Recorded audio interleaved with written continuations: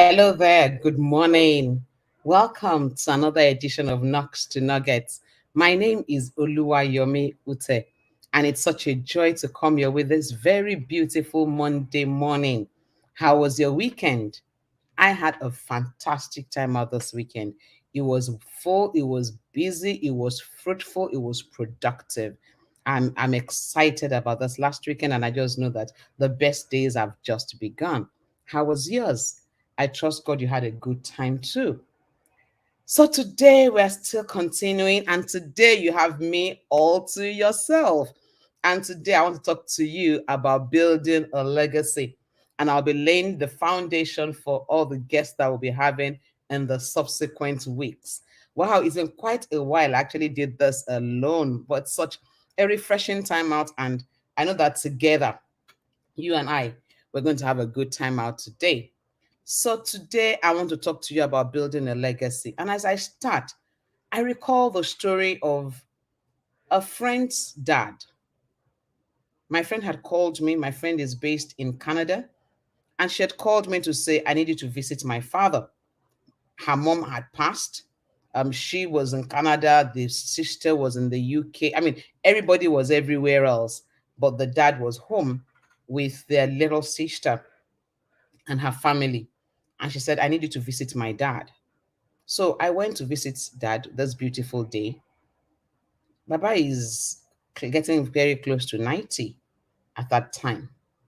So sat with him. I saw the Baba was feeling depressed. And said Baba hadn't eaten. They thought Baba was actually about to die. And they were like, okay, so what's going to happen? Baba seems to be saying his goodbyes. And we sat down. So I think I'd sent a doctor to go check Baba, thinking it was a medical condition. And also had called me back to say, Yomi, don't worry yourself. Baba is fine. Baba just needs to eat. So I went to Baba to visit him, and he said to me, I'm in my 90s now. I think that was what he said. I think it was 90s, or is it that he's close to 90, one of the two. But look at me. My pension will barely buy the drugs I take. I have to depend on your friend to give practically everything. Your friend is singularly now like the breadwinner. The one in UK just left. The one in US is just settling down. So everybody is depending on your friend and my little pension. As I entered my car after visiting Baba, I asked myself, we all pray for long life. The Lord grants us this long life. What will we be living on? And that became a food for thought for me. And today I want to talk to you about building a legacy. So, life is in seasons. You have the 0 to 21, some say 18, some 19, but some say 25, where it's the learning season of life. At that stage of life, you practically are dependent on somebody for everything you have. Somebody is paying your school fees, somebody is buying your food, somebody is ensuring you are well clothed. Some don't have that luxury. Some even at a much earlier age have to fend for themselves. But on the average, that season is like the learning season of life. They have the second season of life, which is like from 22 to 60, 65, 70. And some have told me, PY, it's 50. Whatever that length of time is an earning season of your life where you work and you earn money. You do business and you earn money. You have a form of income coming in, the earning season of your life. And those are the times where you're fending for yourself, for family, for friends, for everybody around you, the earning season of your life. And then you move from there, from either you say 50, your retirement age, or 60, or 65, or 70. From that time on until the Lord will call you home, you enter the spending season of life. In the learning season, you can't do much. You learn, you study, you are somebody's responsibility. In the spending season, you don't want to be somebody's responsibility again because you have earned. And at that stage of life, you don't want to depend on somebody. Whether you're going to be dependent at that stage or independent depends totally on what you do with your earning season. Last week, we had Pastor Chris Ebadan talking to us about the dragnet, how to increase your source of income. I'll be stretching on them in the coming weeks. What can you do to increase your earning capacity? If you set the structures right, then your spending season of life will be a bliss. It will be that time you can choose to wake up in UK and go to bed in Canada. It will be that time that you can choose to do what you want to do, when you want to do it, and how you want to do it, because you have what it takes to sustain yourself, the spending season of life. Now, what is the legacy?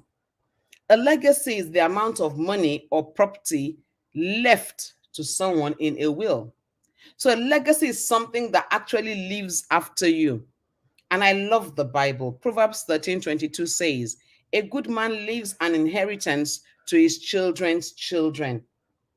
And Message Translation says, a good life gets passed on to the grandchildren. Not just the children, but the grandchildren. And the Passion Translation says, the lovers of God will live a long life and get to enjoy their wealth. I love that. The lovers of God will live a long life and get to enjoy their wealth. Truth is this: everybody can predict how long the learning season will be. You may be able to predict how long the earning season will be, but nobody can predict how long the spending season will be. So if you're going to enjoy life and enjoy your wealth, there are certain things you must put in place. Now, the best time to plant a tree is like 25, 30, 40, 50, 100 years ago. But the next best time is now. In the same way with a legacy, the best time to start building a legacy is the day you start earning. The day you start earning the first pound, the first dollar, the first naira is the day to start building your legacy. But the next best time is now. Better late, they say, than never. You've got to start now. Procrastination is not only a thief of time, it's actually a thief of your life. The more you procrastinate, the more you discover that life is becoming emptier and emptier. So if you have not started building a legacy, I want to encourage you today. Please start now. This is the best time to start. Now, let's look at the wealth quadrant. I mean, each time I look at the wealth quadrant, I'm like, wow, this is so true. And I wish that everybody would look at this quadrant today and ask themselves where they are. Now, this wealth quadrant was developed, I believe, by Robert Kiyosaki. And it divides everybody into four. So there's the four quadrants: the E, the S, the B, and the I quadrant. Now, if you look at the very top line, it says world population. 90% of the world's population are actually on the left side of this quadrant. And only 10% of the world's population is on the right side of this quadrant. And interestingly, the world's wealth distribution, 10%, only 10% of the wealth of the world is on the left. 90% is where? On the right. What does that mean? That means 90% of the population is struggling for 10% of the wealth, while 10% of the population is enjoying 90% of the wealth. Now, if you look at the left side of the quadrant, where you have the employee and the self-employed, there are people that are earning what they call active income. Active income meaning no work, no play, no pay. They constantly exchange their time for money. On the right side, however, you have passive income, where your money works for you. You are not exchanging time for money. Whether you are there now or you are not there, the money keeps coming in because there is a system that's bringing in the money. On the left, it's all about you. Now, somebody could tell me, what do you mean by that? passive income. I'm self-employed. That's passive income. I'm self-employed. I'm making my money. I have time freedom. Question: do you really? Maybe I want to talk about self-employed a bit because that's where a lot of us fall into that myth, and we think we're building passive income when we've just changed employers. So before, ABC Limited was your employer. Now you are your own employer. That's what you have done when you become self-employed. Who is self-employed? Is that person that is doing something by himself to make money. Example: a barber. A barber goes to his shop and he earns by the number of barbings he does in the day. The day he does not go to his shop, he doesn't earn. Does he have the skill? Yes. Is he going to earn? No. You know why? He needs to be there physically to exchange his time for money. Let's take it further. A doctor. A doctor that has his own clinic is simply self employed. Every time a patient comes, they want to see Dr. A. The day Dr. A is not in the clinic, they take a walk to the next hospital because they want to see Dr. A. That doctor is self employed. But then let's push it further. How does the barber, how does the doctor become a business owner, not just self employed? Because you can cross. Now, a barber who knows to barb, who has a barbing outfit, who has employed other barbers, who has trained them, who has poured his skill into them, who has set the right standards for them, and has them barbing hair, whether he is there or not, is no longer self employed. Is that person that has built a system, is now a business owner. Is he a barber? Yes, it is. Does he have a shop? Yes, it does. So, what's the difference? The first one barbs by himself and exchanges it for money. The second one has learned to employ other barbers who barb, and his outfit makes money, and whether it's there or not. So it could be in the Bahamas having fun, and money is still coming into his account because the people he has employed are doing the work. He has put a system in place. The same thing with a doctor. A doctor who has built a hospital, who has employed hands, who has built confidence of his clients in those hands, who, whether is in the hospital or not, the hospital runs, is no longer self employed, is now a business owner. So when you move from being an employee to being self employed, what you have done is changed employers.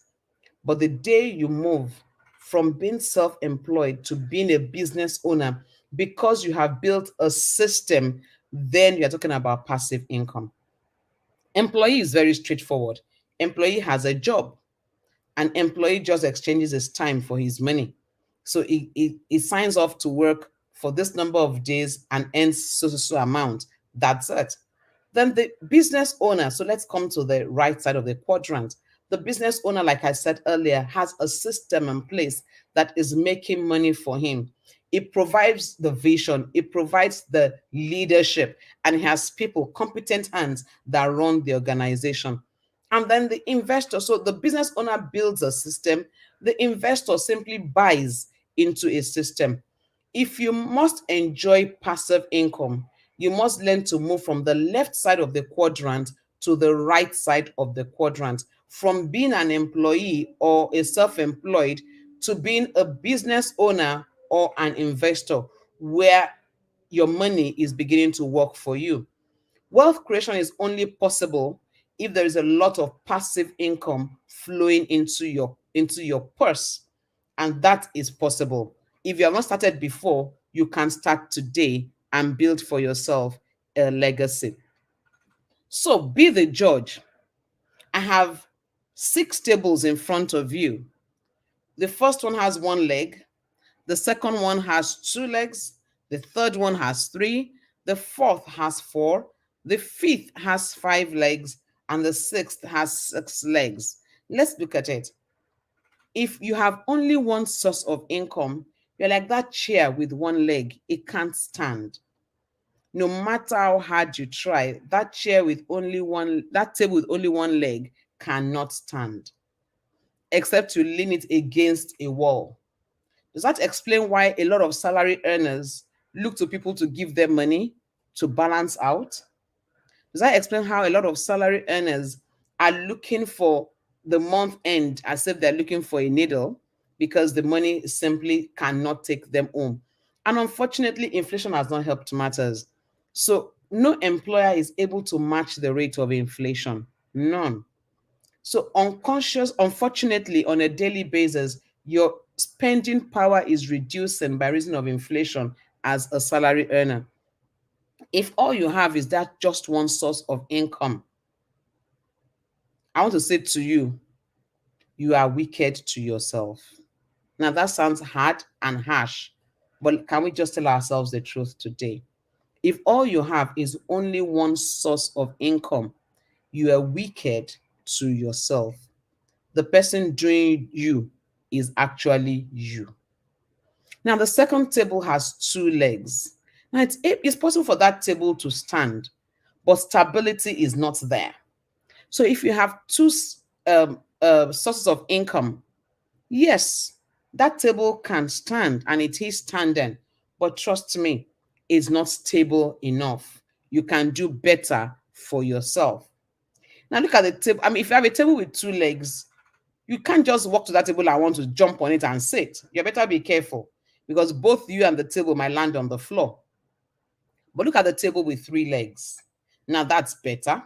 That's more steady, but then it can be better when you get to the table with four legs. Aha, that is the table that you can use and put your dishes, those wonderful prized dishes. You can put them on it because you know it has four legs, is more steady. If you want to put your prized dishes on the table with three legs, you want to be sure how sturdy are this leg, what kind of legs are they standing well, you want to check. When it's a table with four legs, you're more comfortable. When it has five legs, wow, even you can sit on the table with comfort. When it has six legs, wow. The same thing with sources of income. If you have only one source of income, ladies and gentlemen, you actually are wicked to yourself. If you have two, it's better. If you have three, we are talking. If you have four, five, six, and you can have seven, eight, nine different sources of income. How? We will look at that in a moment, today and in the coming weeks. So let's talk about assets versus liabilities. Yes, the person doing you, if you have only one source of income, the person doing you is actually you, no other person. Don't look for the person that is swearing or cursing you. Just look into the mirror and find the person that's doing you. Assets versus liabilities. Pastor Chris did a beautiful job defining assets last week. Assets put money in your pocket. Liabilities take money out. That's the easiest way to differentiate. Anything, and I mean anything, that has the capacity and is putting money in your pocket is an asset. And anything, no matter how much you love that thing, anything that is taking money out of your pocket is a liability. So, the house you own and you are living in, you are the owner occupier, is not an asset, it's a liability. It's not putting money into your pocket. Yes, you could argue, PY, I'm not spending money, I'm not paying rent. Okay, I agree. You pay your land use charge or your building tax. You will repair the roof if there is any leakage. You will change your bulbs. You will ensure there is power. You will ensure there is water. You will ensure that the house is clean. Every time you do any of those things, guess what? You are taking money out of your pocket. So is it still an asset? Remember, we said an asset is that thing that brings money into your pocket. That house that you live in, owner occupier, is not an asset. It's beautiful, it's fantastic, it's reassuring, it's settling to live in your own house. But for putting money into your pocket, that house is not that asset. Let's look at cars. Some people save up, and the first thing they do once the money is enough is to buy themselves a car. Do you realize the moment you drive the car out of the car mat, the value has dropped? And I mean the exact moment. The moment you drive it out of the car mat, value has dropped. The moment you register it and start using it, the value has dropped again. And remember, we said anything that brings money into your pocket, your car does not bring money into your pocket. It gives you convenience to go out, but it takes money from you. So you're going to service it, you're going to fuel it, you're going to maintain that car. So it takes money out of you. So when you already have one car, before you buy the second car, you want to ask yourself, is it an asset or a liability? The car becomes an asset when you are putting it up for use. So it's up for hire. People take the car from you and use it and pay you. Then it's an asset. People take the house from you, they rent it and they pay you. Then that house is an asset. But if that is not happening, it's not. So if you're going to buy a second, a third, a fourth car, just to park it in your garage and feel good. Oh, today I'll go out with the Corolla. Tomorrow I'll go out with the Lexus. The day after I'll go out with the Bentley. The day after I'll go out with, all you are gathering are liabilities. Not one is an asset. So ask yourself today, what assets do you have? What do you have today that can put money in your pocket continually? So there are basically 5 routes to wealth if I'll go by Robert Kiyosaki and he grouped them all together: the real estate, the paper assets, the intellectual property, the automated business, and the multi-level marketing. So all those 5 will get people along the line that will come talk to us about them, open our eyes to see the various opportunities in the sectors. And as the Lord would lead you, you'll be able to take anyone. But what's the starting point? The starting point, I want to draw it out from Genesis 47:24. The Joseph's principle, I call it. And it said, it shall come to pass in the increase that you shall give the fifth part unto Pharaoh, and 4 parts shall be your own, for seed of the field, for your food, and for them of your household, and for food for your little ones. I love the Bible. It's so complete. Fifth here talks about 20%. And this is the story of Joseph when he had to give the economic advice of the not century of not centuries of the kind of the generations to the king. He said to Pharaoh, we need to do something. The time of plenty is coming. A time of abundance is coming. Remember, I said to you that life is in seasons. So it's every time of every life is in seasons. So there's the rainy season, there's the dry season. There's that time when you have abundance. Money is coming from left, right, and center. And there's that time when money seems not to be coming in. What you do when you have abundance goes a long way in deciding your outcome when those lean seasons come, because they come.